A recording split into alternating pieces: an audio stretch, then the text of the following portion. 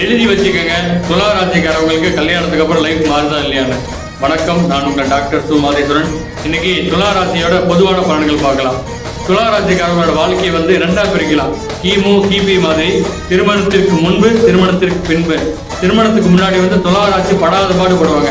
கல்யாணம் ஆனதுக்கு அப்புறம் பார்த்தீங்கன்னா அவங்க மனைவி வந்த நேரத்தின் அடிப்படையில் அவங்களோட பொருளாதாரம் மேல் நோக்கி இருக்கும்.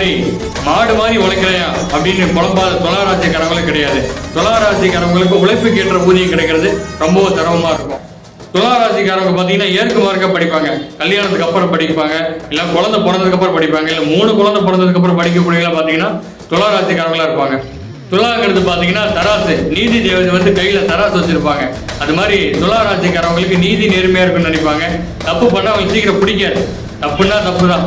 துலா ராசிக்காரவங்க தன்னை அழகுபடுத்திக்கிறதுல வளமையாக இருப்பாங்க. செருப்பு பார்த்தீங்கன்னா லட்சக்கணக்கில் வச்சிருப்பாங்க. விதவிதமாக செருப்பு போடுவாங்க. நன்றி, வணக்கம்.